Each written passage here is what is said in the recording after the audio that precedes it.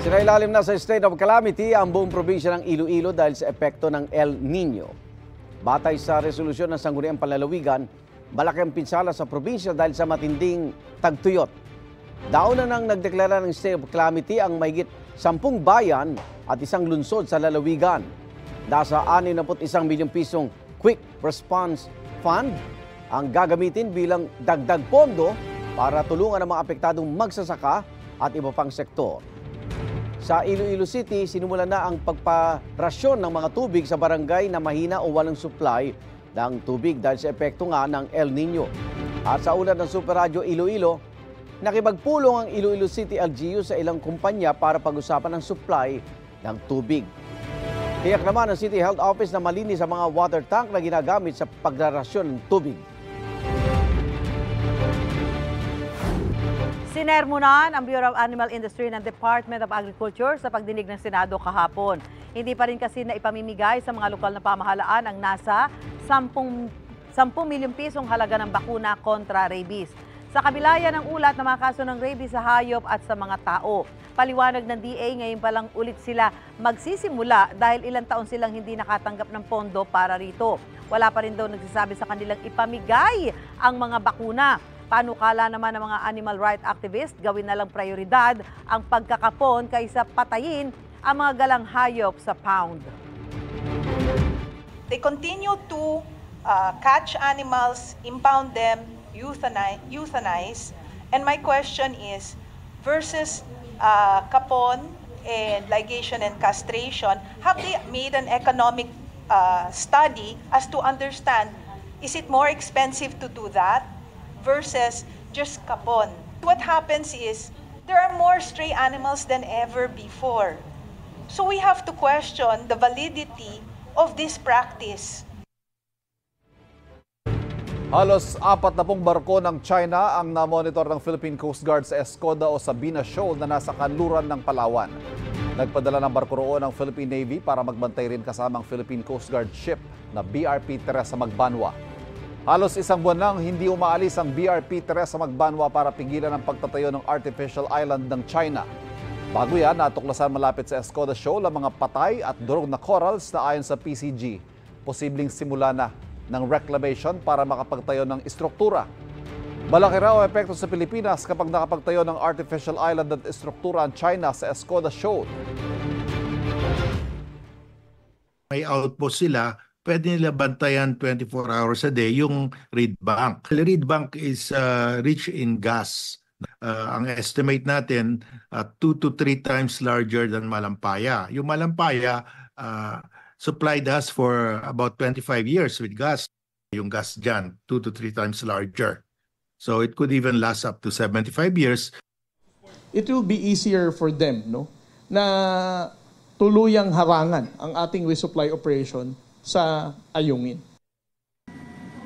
Una nang itinanggi ng Chinese Foreign Ministry na nagtatayo ng artificial island ng China sa Escoda Shoal. Ayon sa Asia Maritime Transparency Initiative, 7 artificial islands na naitatayo ng China sa West Philippine Sea simula noong 2013.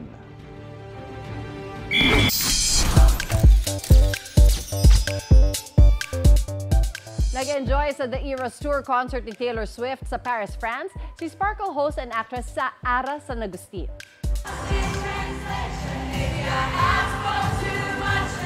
Ilan lang yan sa shinare na moments ni Ara mula sa concert. Mapapa look what you made me do ka naman sa all-black and Reputation-inspired outfit ni Ara. Sa ilang photos, oversized Eras Tour naman ang inirampa niya. Noong nakaraang linggo lang ay binahagi ni Ara ang pag-unbox niya sa isang Eras Tour merch. Nasa Europe ngayon si Ara para magbakasyon. Enjoy! Naganda na ang mga nagpa-consolidate na super para iwas abala sa kanilang pamamasada ngayong hinuhuli na ang mga unconsolidated na PUV. Live mula sa Caloocan, may unang balita si James Agustin. James! Gang, good morning. Halos lahat yata ng pumapasada na pampaserong jeep sa iba't ibang ruta dito sa monumento ay nakapag-consolidate na. Katunayan, may mga nakakabit silang sticker patunay na kinabibilangan nila ng korporasyon o kooperatiba.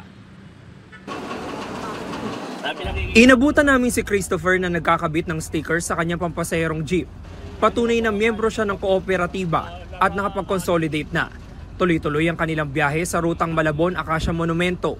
Para at least makita nung mga law enforcement na nakakomplay kami, na sumusunod kami sa gobyerno sa sa programa nila. Kasi pagka hindi mahalaga, at least ma-identify na yung isang sasakyan is under consolidation na, nakakomplay na. Sa naturang ruta pa lang, 6 na raw ang kooperatiba. Si Mang Rodelio matagal na raw ikinabit ang kanyang sticker para hindi siya kakaba-kaba sa mga posibleng manghuli ngayong araw.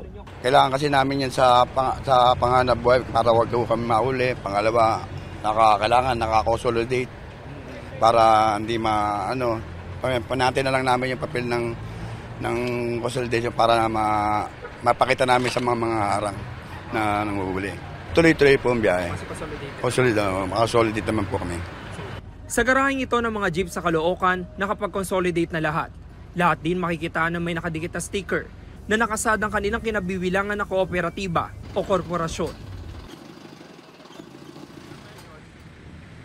Samantala, simula pa kanina na pagbabantay natin dito sa monumento ay wala pa tayong nakikita na pumapasada na jeepney driver na hindi nagpa-consolidate o di kaya naman yung walang sticker. Halos lahat talaga may sticker na umiikot dito, anuman ang ruta nila dito sa area ng Kamanaba. Yan ang unang balita mula rito sa Caloocan. Ako po si James Agustin para sa GMA Integrated News. Nahirapan sa bakay ang ilang pasahero sa Maynila dahil manghuhuli na ngayon ang mga hindi consolidated na jeep. Kakunti lang ang mga bumabiyahe sa ilang ruta. May unang balita live si Manny Vargas ng Super Radio DZBB. Manny. Igan, tigil biyahe na ang nasa 50 jeepney ng grupong Paronahoda na may biyahe na Paco, Rotonda, Nagtahan. Hindi kasi sila consolidated kaya't nangangamba silang mahuli ng mga otoridad at pagmultahin ng malaki. 10,000 piso kasi ang multa ng mga driver na mahuhuli. Hiwalay pa yan sa 50,000 piso na multa para sa mismong jeep. Kanina, inabutan pa natin ang 2 jeep na bumiyahe pero pinigilan sila na mga kapwa nila driver sa takot na sila ay abutan. Dismayado ang mga pasahero sa pangyari, lalo at nasa 3 modern jeep lang ang dumaraan sa ruta na ito. Giit naman ng mga tsoper, gusto nilang pumasada pero ayaw nilang magmulta. Narito ang pahayag ng mga nakusap nating tsoper at mga pasahero. Dapat sigurado nila nga may sakyan ng mga tao kasi kawawa ang mga commuter ngayon. Wala may sasakyan. Dapat gawin ng gobyerno. Bago nila itong mga jeep na to, may pangpalit na sila. Dapat inuna muna yung masasakyan ng tao bago nila inihinto yung dito. Saka siyempre sa dami ng pasahero sa umaga, hindi naman kayang lahat yan. Isa kay lahat ng ibang biyahe. Paano kami babiyahe kung huling kami ng LTFRB? Biyahing-biyahe kami, tutusin lang. Kasi mga driver ko dito, puro may mga pamilya yung pinapakain. Kung huliin nila kami, dahil di kami consolidated.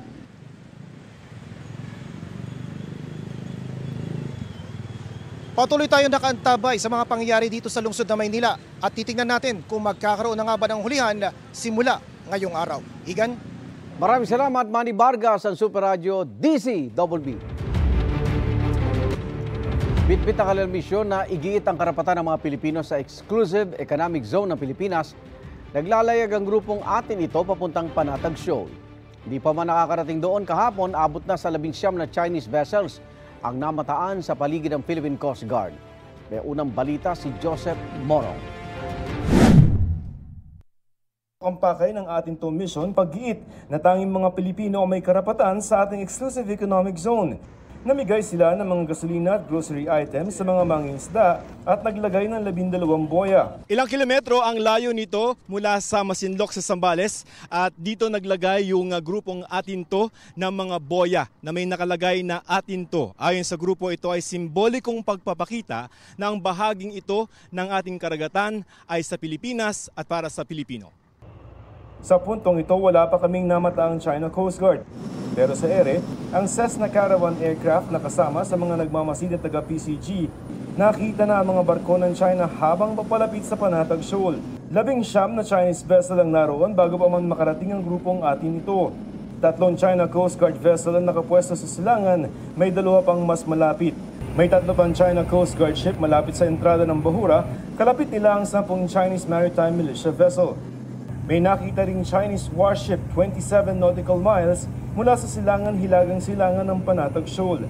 2 floating barriers din ang makikita sa entrada ng Panatag. They really want to intimidate the civil society.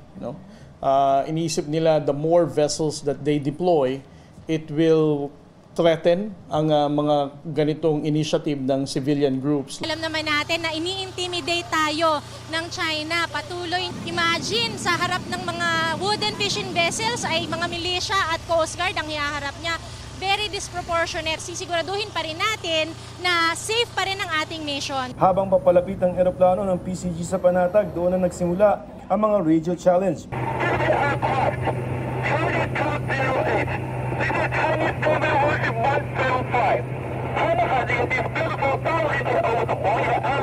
Apat na beses ang radio challenge.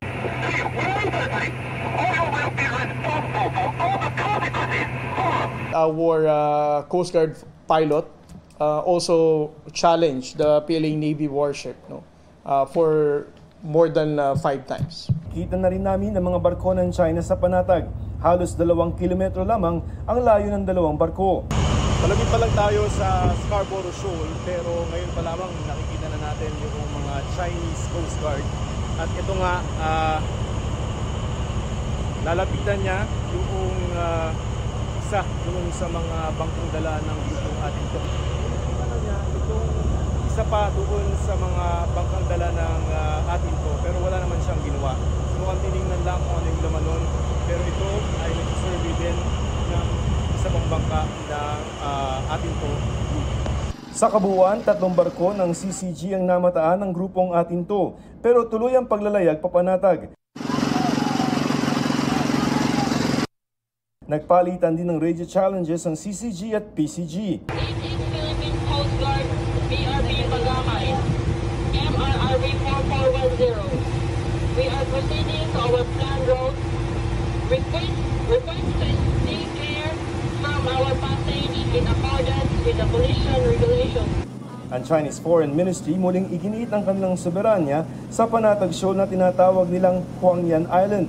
May goodwill arrangements daw ang China noong 2016 para makapangisda ang maliliit na bangka ng Pilipinas malapit doon. Kundi raw susunod ang Pilipinas sa pagtatanggol daw ng China ang kanilang karapatan. Ito ang unang balita, Joseph Morong para sa GMA Integrated News.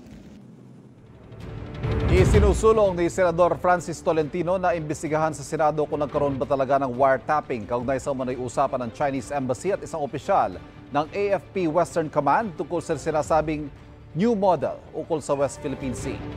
Sabi ni Tolentino, kung peke lang ang hawak na audio recording ng Chinese Embassy, hindi ito wiretapping. Pero sakaling totoo, dapat daw humingi ng paumanhin ng gobyerno ng China.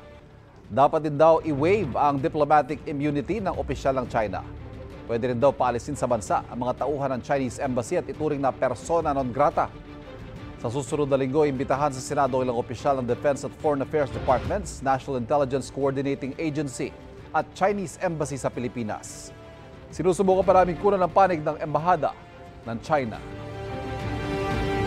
Wala itong acknowledgement na nagkaroon nga talaga ng pag-uusap na mayroong new model. Because that's extraneous. Ang tinutukoy natin dito, was there indeed a wiretapping? It is a serious breach of existing international law for an embassy, a foreign embassy, to violate internal and domestic laws of a host country.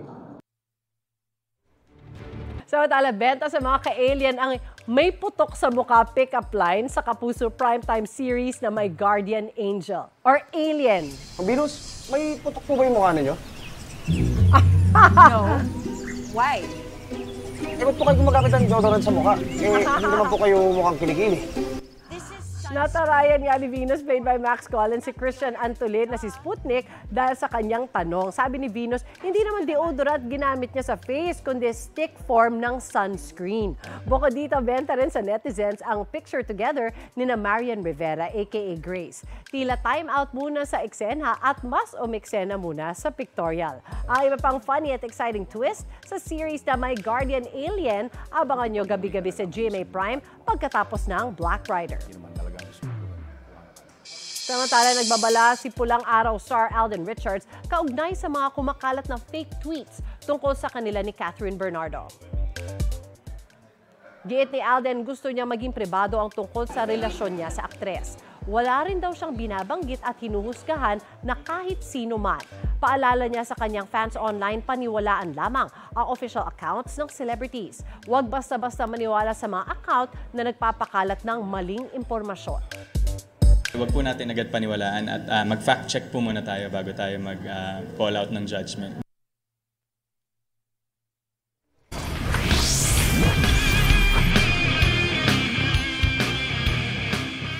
Mga kapuso, finals bound na ang EAC Generals sa NCAA Season 99 Men's Volleyball. Sa step-ladder semifinals, sinalo ng Generals ang Letra Knights sa score na 3-1. Dahil dyan, lalaban sila sa best-of-3 finals kontra sa number 1 seed na Perpetual Altas. Sa linggo, Sunday, May 19, gagawin ang Game 1. Mapapanood po ito live alas 12 ng tanghali sa JTV.